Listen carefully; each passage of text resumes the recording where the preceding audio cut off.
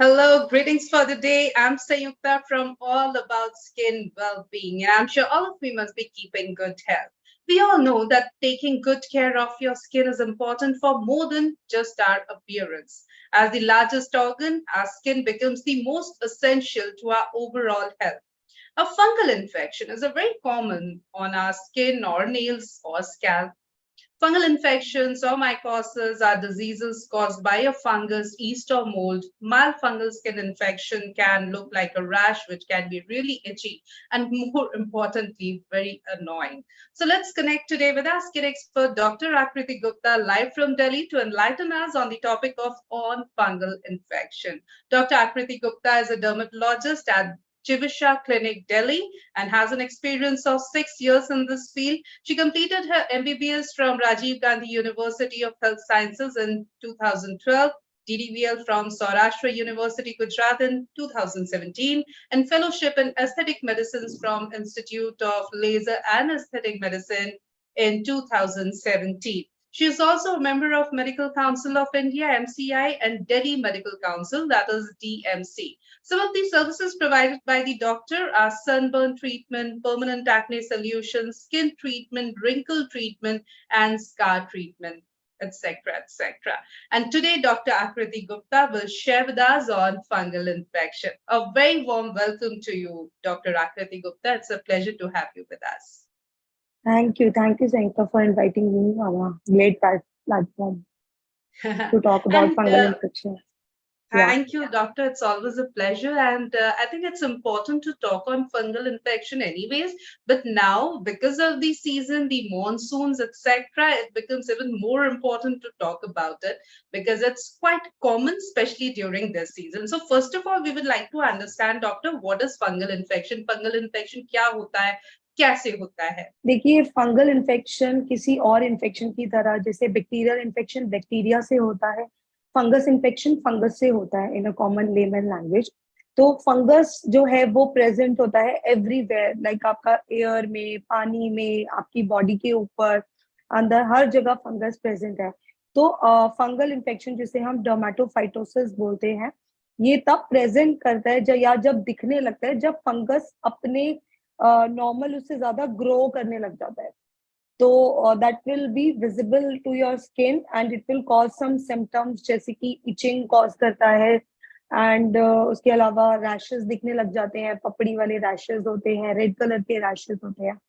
तो fungal infection होता है, तो बेसिकली वो एक फंगस से ही होता है, कोई और चीज नहीं है। जैसे बैक्टीरिया होता है, वायरस होता है, वैसे ही फंगस। राइट। और डॉक्टर, क्या मॉनसून में या जब बहुत ज्यादा ह्यूमिडिटी होती है या डैम्पनेस बहुत ज्यादा होती है, कपड़े गीले होते हैं, ठीक से नहीं सूखते हैं, इस तरह की जो सिचुएशन होती है, इस वक्त फंगल इन्फेक्शन ज्यादा होने के चांसेस रहते हैं क्या? हाँ, देखिए फंगल इन्फेक्शन जो होते हैं जब ह्यूमिडिटी बहुत ज्यादा है, तो उस टाइम पे क्या होता है ना, हम बेसिकली स्वेट बहुत ज्यादा करते हैं, स्वेटिंग बहुत ज्यादा होती है।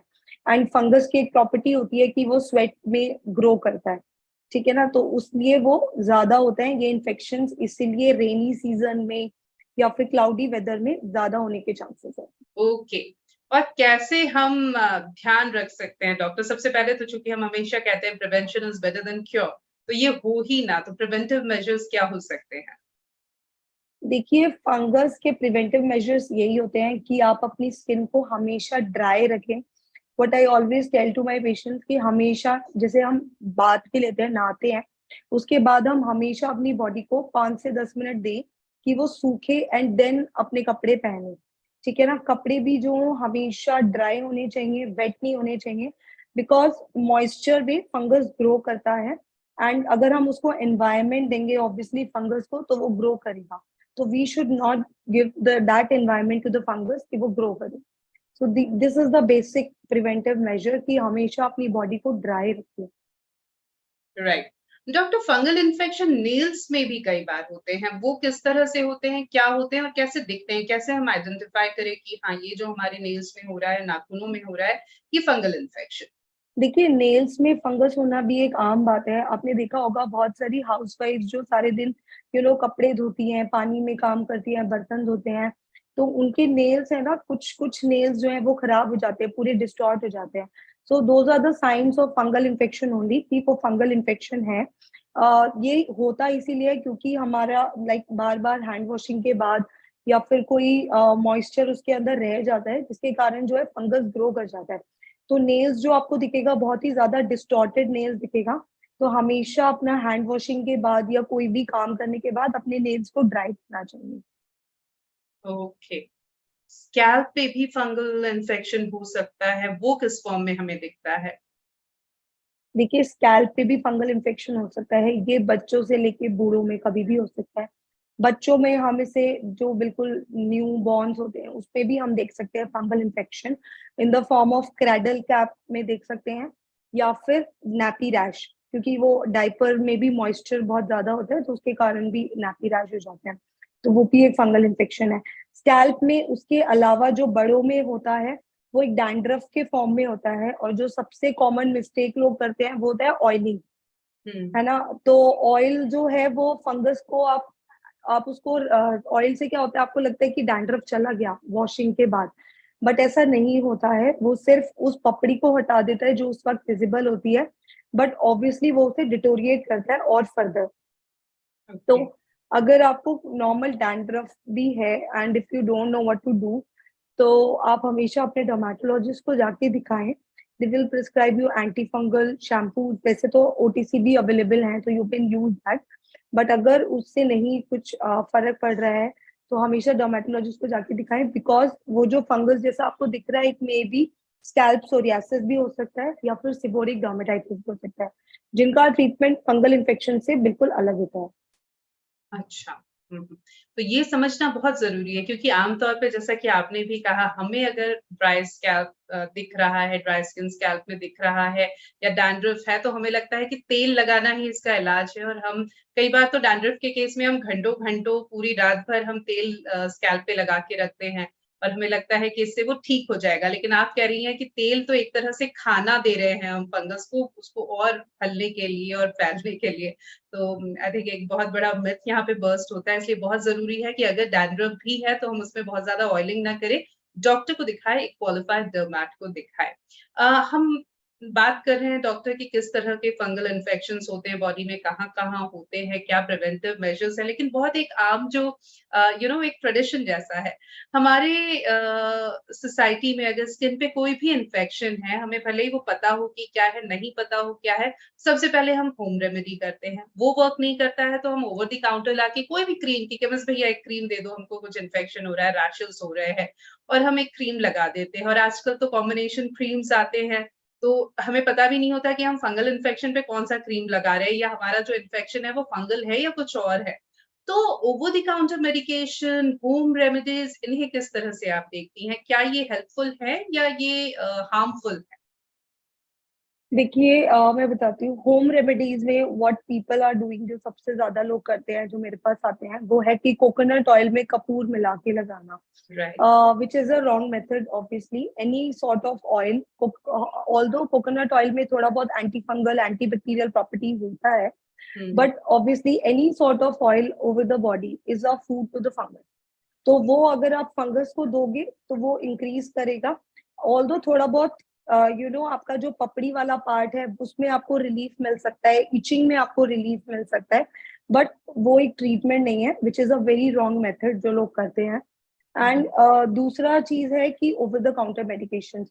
हाँ, ये एक बहुत इंपॉर्टेंट पॉइंट है, क्योंकि ओवर द काउंटर मेडिकेशंस जो फार्मासिस्ट देते हैं वो सारी क्रीम्स होती हैं, उनको हम बोलते हैं खिचड़ी ट्यूब्स। लाइक वो क्या होता है, 4-5 चीजों का कॉम्बिनेशन। वो बैक्टीरिया में भी काम करता है, फंगस में भी काम करता है, उसके अलावा और कुछ एलर्जी में भी काम करेगा। सो देज आर लाइक मतलब सब कुछ का कॉम्बिनेशन होता है, which is not right to apply, because those creams में मोस्टली कंटेन स्टेरॉइड्स होते हैं उसके अंदर। एंड स्टेरॉइड्स जो होते हैं वो उस वक्त इन्फ्लेमेशन कम कर देते हैं, जिसकी वजह से आपका सिम्टम्स में रिलीफ आता है, बट वो ट्रीटमेंट नहीं है। That is not the treatment, so that should not be done. बिल्कुल, तो हमें ओवर द काउंटर मेडिकेशन नहीं करना है, होम रेमेडीज़ नहीं करना है, नारियल तेल आपने कहा कि उसमें कपूर मिलाते हैं, कई बार तो नारियल का तेल ही एक तरह से हम कहते हैं ना, पुराना हो गया, उसमें से ही एक अजीब स्मेल आने लगती है, तो वो हम्म। भी अवॉइड करना चाहिए। तो ऐसा ना हो कि जिसे हम ये सोच के लगा रहे हैं कि हमें आराम देगा, वो उल्टा हमारा नुकसान करे। तो बहुत ध्यान रखना चाहिए। अगर किसी भी तरह का इन्फेक्शन है तो प्लीज़ पहले डॉक्टर को दिखाइए। चूँकि हम ओवर द काउंटर मेडिकेशन की बात कर रहे थे डॉक्टर, और आपने बताया कि किस तरह से कॉम्बिनेशन क्रीम्स आजकल अवेलेबल हैं या फिर स्टेरॉइड्स का इस्तेमाल होता है। तो एक तो है कि ये हमें फ़ायदा कर रहा है या नुकसान कर रहा है। दूसरा ये भी एक होता है कि कई बार इतना हम इन क्रीम्स को यूज़ कर लेते हैं कि जब हम असली इलाज लेने डॉक्टर के पास जाते हैं और वो जब हमें मेडिकेशन या टॉपिकल एप्लीकेशन के लिए कुछ देते हैं, तो वो असर ही नहीं करती। इस तरह की भी एक स्टेज आ जाती है। तो ये क्या होता है कि हम रेज़िस्टेंट हो जाते हैं, क्योंकि फंगल इन्फेक्शन अगेन जैसा हम शुरू से कह रहे हैं बहुत कॉमन है, और बहुत लोग बहुत आम है कि वो कोई भी फंगल एंटी फंगल क्रीम लाके लगा लेते हैं। तो क्या वो भी एक प्रॉब्लम हो सकती है कि हम रेज़िस्टेंट हो जाएँ और बाद में वो काम ही ना करे हमारे ऊपर? यस ऑफ कोर्स वो ये आपने बहुत अच्छा पॉइंट बोला, क्योंकि ऑब्वियसली उस स्टेज को बोलते हैं रेजिस्टेंट फंगल इन्फेक्शन, जिसपे हम हम कितना भी एंटी फंगल क्रीम्स दे दें, बट वो स्किन को एक आदत पड़ गई है स्टेरॉइड्स की या किसी चीज की, तो वो स्किन को चाहिए ही चाहिए। सो उसको एनकाउंटर करने के लिए, उसको काउंटर करने के लिए हमें एंटी फंगल मेडिकेशन थोड़ा लंबे समय तक चलानी पड़ती है। काउंसलिंग इज मोस्ट इम्पॉर्टेंट, कि पेशेंट को समझाना है कि कि ये क्रीम्स जो है वो टाइम लेंगी काम करने में। तो that is a very difficult part, very difficult to deal with resistant cases of fungal infection. जैसा आपने कहा कि चूँकि जो ओवर द काउंटर मेडिकेशन है, उनमें स्टेरॉइड होता है। स्टेरॉइड बहुत सारी क्रीम्स में होता है, लेकिन केमिस्ट जो हमें देते हैं, वो हमें बता के नहीं देते। दूसरा, उनको नहीं पता कि हमें क्यों चाहिए, मतलब वो इतनी डिटेल इन्वेस्टिगेशन नहीं करते। हम बोलते हैं, वो हमें दे देते हैं, हम लगाना शुरू कर देते हैं। डॉक्टर अगर कोई स्टेरॉइड बेस्ड टॉपिकल क्रीम या कोई भी मेडिकेशन देंगे, तो at least they know how much to give, what should be the dosage, कब हमें टैप इट डाउन करना है। लेकिन ओवर द काउंटर मेडिकेशन में ऐसा नहीं होता है। अब क्या ऐसा भी होता है कि मान लीजिए मुझे सिर्फ फंगल इन्फेक्शन था और मैं अगर पहले ही आपको दिखाती या किसी भी क्वालिफाइड डर्मेट को दिखाती, तो इलाज ज़्यादा आसान होता बनस्पत तब जब मैं बहुत सारी क्रीम्स अपने ऊपर अप्लाई करके जा रही हूँ, क्योंकि उसके बहुत ज़्यादा साइड इफेक्ट्स भी हो गए, तो तब क्या ट्रीटमेंट का लेंथ और ज़्यादा बढ़ जाता है? हाँ, अगर आप मतलब आपको पहली बार फंगस हुआ है और आप सीधा डर्मेटोलॉजिस्ट के पास, क्वालिफाइड डर्मेटोलॉजिस्ट के पास जाते हो, तो ऑब्वियसली आपका ट्रीटमेंट ज्यादा आसान होता है, बिकॉज जो वो आपको मेडिसिन देंगे वो एक स्पेसिफिक टाइम पीरियड के लिए देते हैं। That will be like 1 to 3 months, depending की पेशेंट का एक्सटेंट किस किस तरीके का है फंगल इन्फेक्शन। तो रादर देन जब आप क्रीम्स यूज करके जाते हो, तो आपका जो स्किन का फ्लोरा है वो ऑलरेडी डिसरप्ट हो चुका है, जो स्किन का कंडीशन है वो ऑलरेडी खराब हो चुका है, स्टेरॉइड्स के साइड इफेक्ट आ चुके हैं। स्टेरॉइड मतलब स्टेरॉइड रिस्पॉन्सिव फंगल इन्फेक्शन हो चुका है वो बेसिकली, कि स्टेरॉइड्स दिया तो ठीक हो जाएगा, नहीं दिया तो खराब हो जाएगा। तो वो एक कंडीशन आ जाती है। सो ऑब्वियसली अगर आप पहली बार अगर डॉक्टर के पास जाते हो, तो वो ज्यादा बेटर है rather than doing our own medication and then go to them. Right. फिर हमारा फंगल काम हो जाता है उसमें ठीक करना, कि क्या जो उन्होंने खराब किया है अब उसको ठीक करें। So that will take a very exactly. Long process to take. Hmm. अब वो वैसा ही है कि हम एक परेशानी लेकर गए, उसको आप ट्रीट कर रहे हो, हाँ। लेकिन हम 2 और 3 और पता नहीं कितनी सारी परेशानी लेकर निकलेंगे, तो पहले तो दूसरी परेशानियों को कम करने में आपको ज़्यादा टाइम लग जाएगा। हम्म। तो इसीलिए हम लोग बार-बार ये कह रहे हैं व्यूअर्स कि अगर आपको स्किन पे फंगल इन्फेक्शन हुआ है, स्किन पे, स्कैल्प पे, नेल्स पे, कहीं पे भी, या इनफैक्ट कोई दूसरा भी इन्फेक्शन हुआ है, please do not self-medicate, do not go for over-the-counter medication, do not go for home remedies, go to the right person, which is a qualified dermatologist. Again, the quackery is rapidly increasing. Quacks है, online influencers हैं, जिनसे हम बहुत ज़्यादा influence होते हैं, बहुत लाखों करोड़ों में लोग उनको फॉलो करते हैं, और वो भी जो नुस्खे बताते हैं, हम तुरंत सब अप्लाई करना शुरू कर देते हैं। तो again, how to prevent ourselves from going for quackery or social media influencers, etc. Doctor. देखिए इस पे तो ना social media influencing is a very big task in today's world. तो उसमें तो कोई भी आपको कोई प्रॉब्लम है, आपके पास उसका कोई वीडियो आया giving the solution A to Z, XYZ anything, तो ऑब्वियसली यू विल थिंक कि हाँ पहले मैं डॉक्टर के पास नहीं जाऊं, पहले मैं ये ट्राई कर लेता हूँ। So which is a very wrong method obviously, because जो मेथड्स वो लोग बताते हैं those are not scientifically proven. वो साइंटिफिकली प्रूव नहीं है, वो जस्ट अपने किसी एक्सपीरियंस से बता रहे हैं या कहीं पढ़ के बता रहे हैं, विच is not obviously true. If you will Google also something, तो ऑब्वियसली वो डूज भी बताता है, उसके डोंट्स भी बताता है। सो यू हैव टू, मतलब आपको समझना है कि आपको क्या करना है और क्या नहीं करना। हर चीज जो गूगल पे दी है वो भी सही नहीं है। तो obviously the right person to go is a doctor only. Although अगर आप पहले जाओगे, तो अगर आप खर्चे से बच रहे हो तो उसका कोई तोड़ नहीं है, बिकॉज वो तो कम खर्चे में आपका ठीक हो जाएगा। बट अगर आप लेट जाओगे तो वो आपका खर्चा भी ज्यादा होगा और प्लस परेशानी होगी वो अलग। बिल्कुल, हम नॉर्मली होम रेमेडीज या ओवर द काउंटर मेडिकेशन जब करते हैं, खासकर जिस तरह से आपने बताया कि स्टेरॉइड क्रीम्स के जब हम लगाते हैं, तो इनिशियली हमको लगता है कि अरे वाह! कितना फ़ायदा हो गया, देखो मैंने डॉक्टर की फीस बचा ली और सिर्फ़ एक क्रीम से मुझे फ़ायदा हो गया। लेकिन बाद में हमको समझ में आता है कि हम एक तरह से एडिक्ट हो गए हैं, हमारी स्किन एडिक्ट हो गई है उसकी, जो प्रॉब्लम थी वो तो ठीक हुई नहीं है, दूसरी और 10 तरह की प्रॉब्लम्स खड़ी हो गई है। So please don't waste your time, energy, your money and most importantly your skin, your health for over these home remedies or over the counter medication, self medication, etc. Go to the right person, which is a qualified dermatologist. Shanaya Sen हमारी एक viewer है, उनका एक question ले लेते हैं, फिर और दूसरी बातचीत आपसे करेंगे। So how can I differentiate between a fungal infection and other skin conditions, doctor? देखिए, फंगल इन्फेक्शंस और अदर स्किन कंडीशन में सबसे बड़ा डिफरेंस होता है खुजली, इट इज इचिंग। ठीक है ना। फंगल इन्फेक्शन जो होते हैं वो बहुत ज्यादा इचिंग करते हैं, और जो अदर बैक्टीरियल इन्फेक्शन या वायरल इन्फेक्शन होगा या बैक्टीरियल रैश होगा, उसमें पस होगा। और जो वायरल इन्फेक्शन होंगे वो नॉन सिम्टोमेटिक होते हैं, उसमें कोई ऐसा इचिंग वाला पार्ट नहीं है। So we can differentiate, like itching is the main source of fungal infection symptoms. Right. चूंकि हम लगातार बात कर रहे हैं कि कैसे बारिश के मौसम में, मॉनसून में फंगल इन्फेक्शन के केसेस बहुत आम हो जाते हैं। क्या फंगल इन्फेक्शन फैल सकता है, मतलब मेरी फैमिली में या मेरे सर्कल में अगर किसी को हुआ है, तो क्या मुझे भी होने के चांसेस हैं? यस, ऑफ कोर्स, अगर आपका कोई फैमिली मेंबर अफेक्टेड है तो शेयर्ड क्लोथिंग्स, शेयर्ड टॉवल्स, इन सब चीजों को थोड़ा सा अलग रखना चाहिए आपको।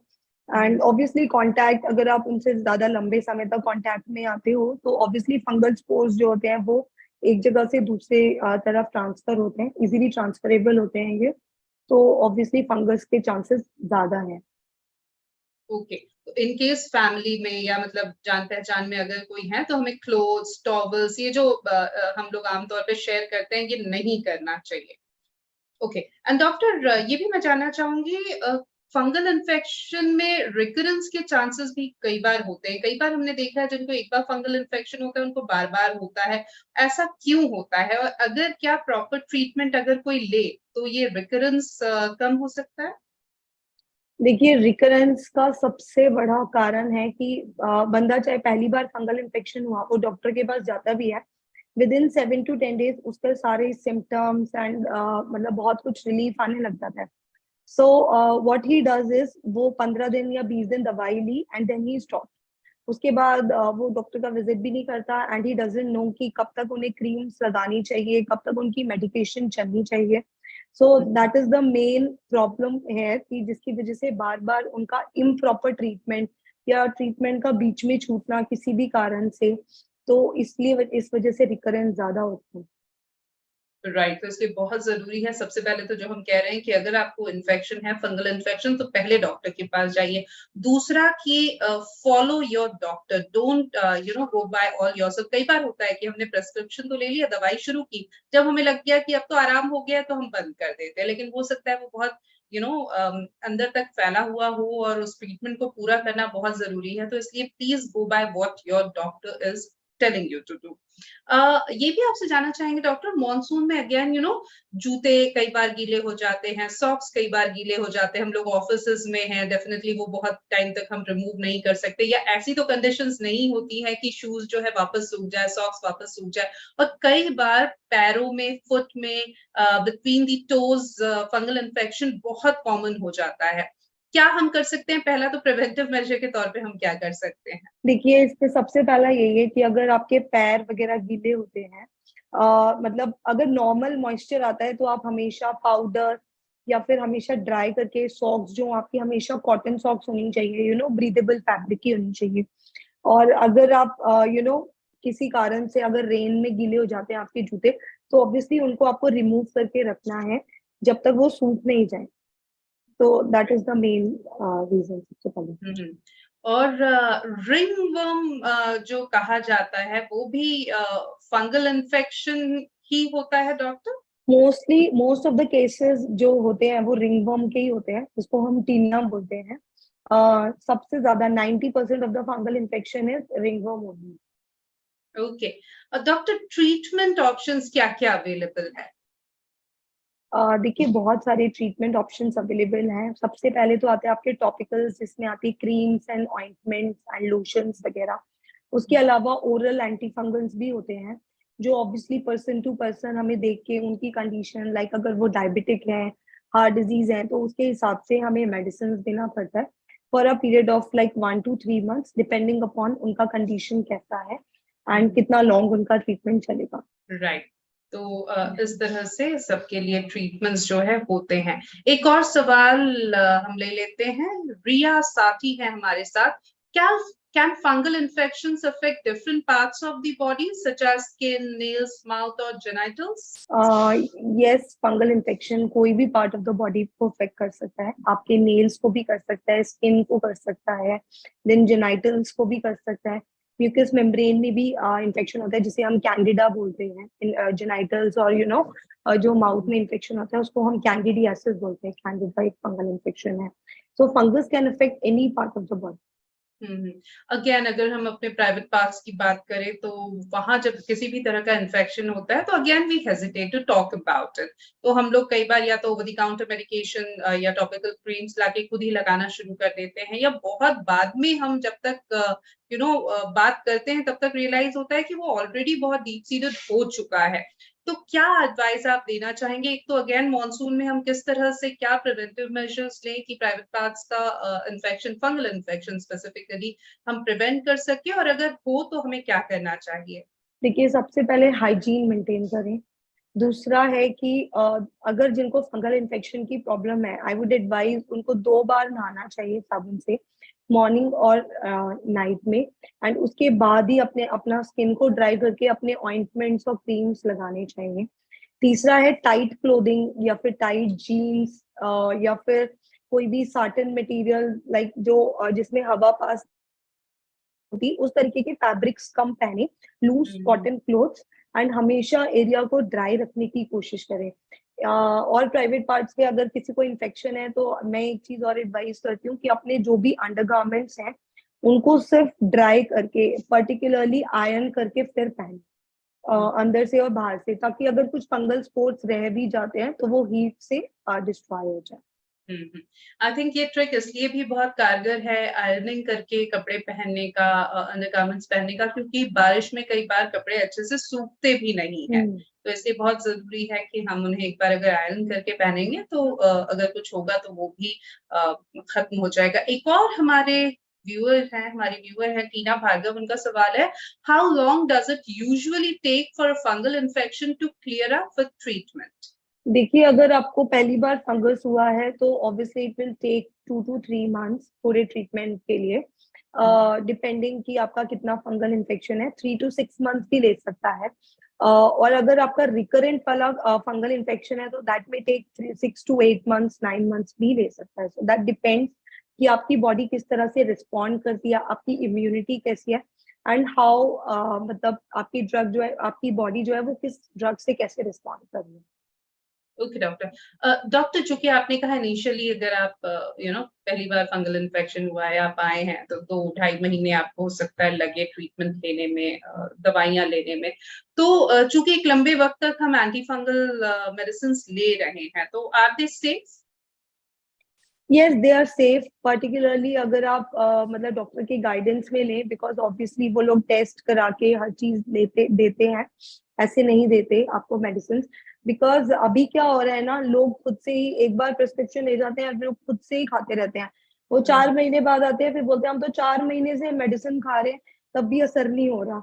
But you need to understand कि वो मेडिसिन कभी कभी हमें चेंज भी करनी पड़ती है। अगर रिस्पॉन्स नहीं आ रहा तो obviously you need to visit your doctor rather than telling कि मैं 4 महीने से सेम मेडिसिन खा रहा हूँ पर असर नहीं आ रहा। बिल्कुल। अभिषेक हमारे एक व्यूअर हमारे साथ जुड़े हैं, उनका सवाल है, कैन सर्टेन मेडिकेशंस और medical conditions increase the likelihood of developing fungal infections? Yes of course, अगर आपकी इम्यूनिटी कम है, अगर आप डायबिटिक हैं, अगर आपकी फैमिली हिस्ट्री है डायबिटिक की, तो obviously these are the conditions जो फंगल इन्फेक्शंस को प्रमोट करती, मतलब इंक्रीज करती है चांसेस को। एंड उसके अलावा अगर आप ज्यादा स्वेट करते हो, अगर आप थोड़ा सा ओबीस हो और ज्यादा स्वेट करते हो, तो उन वो लोग ज्यादा मतलब ज्यादा जल्दी फंगस कैच करते हैं। कई बार ये भी लोग जानना चाहते हैं कि वो कौन से बॉडी पार्ट्स है, वो कौन से एरियाज है जहाँ पे ज्यादा कॉमन होता है फंगल इन्फेक्शन का होना? देखिए, फंगल इन्फेक्शंस मेनली सबसे ज्यादा तो स्वेटी एरियाज में होता है, although it can affect any part of the body. Sweaty areas में आते हैं लाइक आपका जिनाइटल्स हो गया, अंडर आर्म्स हो गए, अंडर द ब्रेस्ट एरिया हो गया, नेक एरिया हो गया। So these are the common areas जहाँ पे फंगस यूजुअली प्रेजेंट होता है। बिल्कुल, तो इस तरह से भी हम ध्यान रख सकते हैं कि अगर जो हमारी फोल्ड्स हैं बॉडी के या जहाँ पे बहुत ज़्यादा स्वेटिंग हो रहा है, उन एरियाज़ को हम कोशिश करें कि वो क्लीन रहे और ड्राई रहे, तो शायद ये प्रॉब्लम नहीं होगी। कई बार हमने देखा है डॉक्टर, जैसे हम बात कर रहे थे कि कई बार बारिश के दिनों में शूज़ की वजह से इन बिटवीन द टोज़ या फुट फंगल इन्फेक्शंस बहुत कॉमन होते हैं। तो ऐसे में एंटी फंगल पाउडर्स भी मिलते हैं ओवर द काउंटर, तो क्या उनका इस्तेमाल किया जा सकता है just as a preventive measure? हाँ, मैं तो जरूर, जो पेशेंट्स को रिकरेंस के चांसेस हैं, आई यूजुअली टेल देम कि आप समर्स में और रेनी सीजन में ऑलवेज आप एंटी फंगल सोप और एंटी फंगल पाउडर जरूर यूज करें, ताकि वो प्रिवेंशन की तरह काम करे, रादर देन वो अगर हो गया तो हमें उस पर मेडिसिन देना पड़े। तो टू अवॉइड द मेडिसिन, हाँ, hmm, hmm. Soaps and anti fungal powders are a good options to give to the patient. तो जिनको फंगल इन्फेक्शन होने के चांसेस ज़्यादा रहते हैं या फिर जो बहुत ज़्यादा जिस तरह से आपने कहा कि जो लोग बहुत ज़्यादा स्वेट करते हैं या ओबीस है, तो क्या वो as a preventive major use कर सकते हैं? मतलब इसके लिए क्या डर्मेट के पास जाने की ज़रूरत है या just from the shops etcetera we can get anti fungal soap and anti fungal powder? नहीं, they can use, but obviously excess of everything is bad. So hmm, I told ना कि कुछ सीजन लाइक समर और rainy season में enough है। अगर उन्हें winters वगैरह अगर फ्री रहता है, ये एंटी मतलब फंगस अगर नहीं होता उन्हें विंटर्स में, तो ऑब्वियसली सिर्फ समर और रेनी सीजन में करे, दैट्स फाइन। बिकॉज वो एक प्रिवेंटिव मेजर की तरह काम करता है, वो फंगस को होने से रोकता है। राइट। हमें एडवर्टाइजमेंट्स बहुत पसंद है। हमें जब टेलीविजन पे कुछ ऐसे एड्स दिखते हैं जहाँ पे ये दावा किया जाता है कि ये क्रीम अगर आप लगाएंगे तो आपका जो भी दांत खाज खुजली है, फंगल इन्फेक्शन है, सब सही हो जाएगा। तो एक तो है कि हम जाके ओवर द काउंटर केमिस्ट से पूछ के कोई दवाई ले ले, कोई टॉपिकल क्रीम ले ले, और एक ये है कि ये जो एडवर्टाइजमेंट्स आते हैं इनसे हम इन्फ्लुएंस होके हम वो दवाई ले लें, वो जो भी है क्रीम है, बाम है, और वो लगाना शुरू कर लें। तो ये जो क्योंकि बहुत सारे ऐसे क्रीम्स हैं जो हमारी सोसाइटी में बहुत फेमस है और जब भी किसी को होता है तो उसको खुद पता हो ना हो, उसका अड़ोसी पड़ोसी, उनके फैमिली के मेंबर्स, उनके फ्रेंड्स वो जरूर सजेस्ट कर देते हैं कि अरे वो है ना, वो ले लो और ठीक हो जाएगा। हम नाम तो नहीं लेंगे लेकिन ऐसे बहुत सारे क्रीम्स है डॉक्टर, तो उनके लिए आपकी क्या सलाह है? क्या वो वर्क करते हैं या अगेन जिस तरह से ओवर द काउंटर में आपने बताया था कि कॉम्बिनेशन क्रीम्स हो सकते हैं या स्टेरॉइड उसमें रह सकता है तो वो हार्मफुल होंगे? देखिए, एडवर्टीजमेंट्स तो बहुत आती हैं एंड बहुत सारी क्रीम्स एंड लोशंस अवेलेबल हैं, बट मैंने लाइक कुछ लोशंस ऐसे हैं, मैं नाम नहीं लेना चाहती हूँ, उनसे मैंने खुद बर्न्स के केसेस देखे हुए हैं। एंड कुछ क्रीम्स भी आती हैं, वो क्या करती हैं, स्किन को ही जला देते हैं, विच is not good. Obviously skin अगर जलेगी तो आपको इरिटेशन होगा, एंड बेसिकली उन क्रीम्स का काम ही यही है कि स्किन रिमूव कर देना। तो स्किन ही नहीं रहेगी तो फिर फंगल इन्फेक्शन नहीं होगा। तो हम्म। तो I don't recommend those creams कि आप घर पे यूज करें।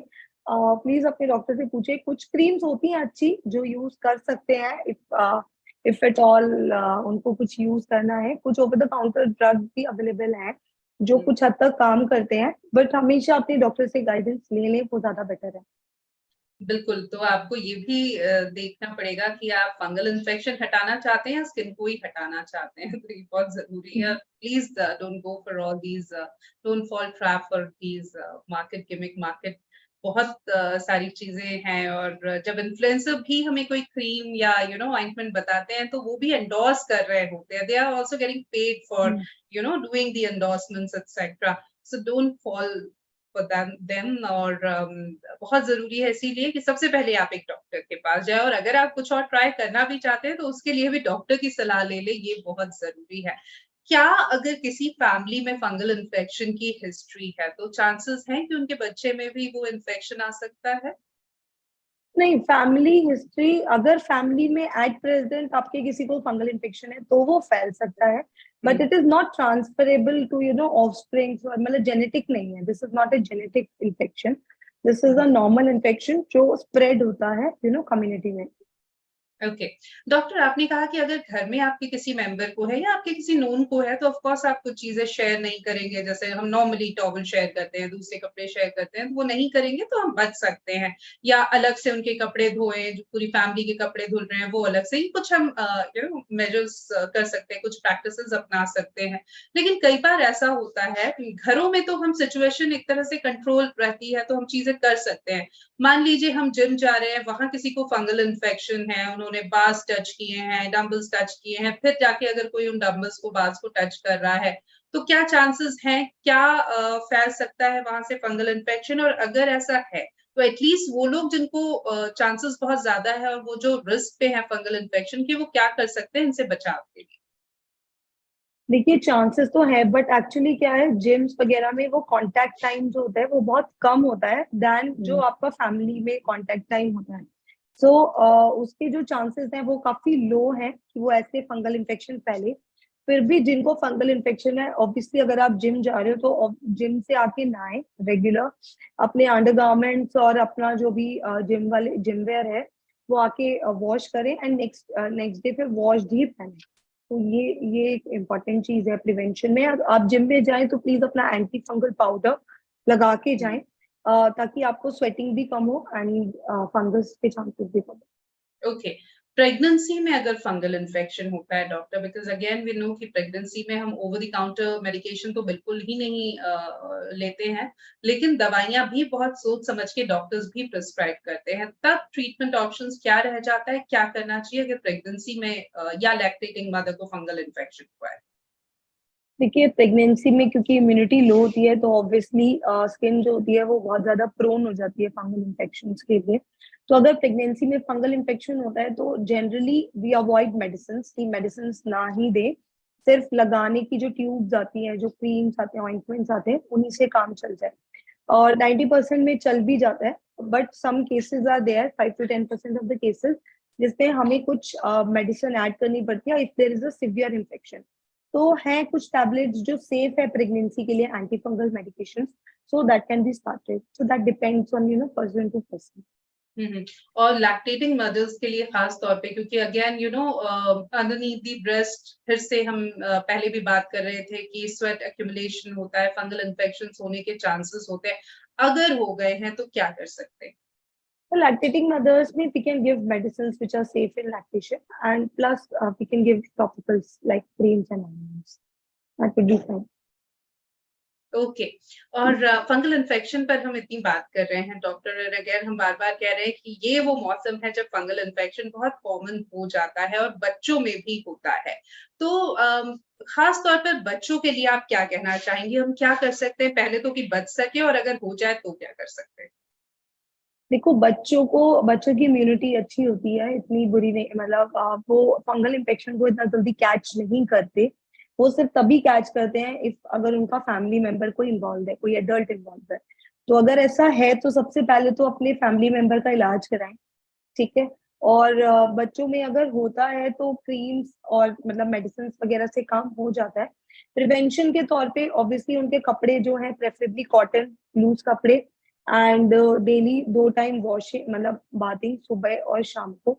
एंड उसके बाद उनके एरिया को ड्राई रखें। अगर वो बाहर जाते हैं या उन्हें फंगल इन्फेक्शन हुआ है तो आप एंटी फंगल पाउडर लगा के भी भेज सकते हो खेलने के लिए। बिल्कुल। और इससे पहले कि हम इस पूरे सेशन को समाप्त करें, डॉक्टर क्या आप कहना चाहेंगे हमारे व्यूअर्स को, और एक बार क्या आप फिर से आप दोहराना चाहेंगे कि हम क्या करें या क्या ना करें, डूज एंड डोंट्स? देखिए, कुछ प्रिवेंटिव मेजर्स मैं बताना चाहती हूँ जो फंगल इन्फेक्शन में करना चाहिए अगर हो जाए तो। नहाने के बाद बॉडी को हमेशा 5 to 10 मिनट्स ड्राई करके उसके बाद ही कपड़े पहने। कपड़े प्रेफरेबली कॉटन और लूज, उसको अंदर से प्रेस करके पहनना है। बाहर से तो करते ही है, अंदर से भी प्रेस करना है। वंस की अगर कोई फंगल स्पोर्स अंदर रह गए हैं तो वो डिस्ट्रॉय हो जाए। और अगर आपको फंगस होता है तो उसको ज्यादा टच ना करें, बिकॉज अगर आप बार बार उसे टच करोगे तो वो इन्फेक्शन स्प्रेड होता है आपके हैंड्स के थ्रू, नेल्स के थ्रू, क्योंकि नेल्स के नीचे भी वो फंगल स्पोर्स रह जाते हैं। तो और अगर आपको फंगल इन्फेक्शन हुआ है तो प्लीज अपने डर्मेटोलॉजिस्ट से जाके मिले। They will tell you the treatment, वो आपको प्रिस्क्राइब करेंगे and you can get free from fungal infection in an open.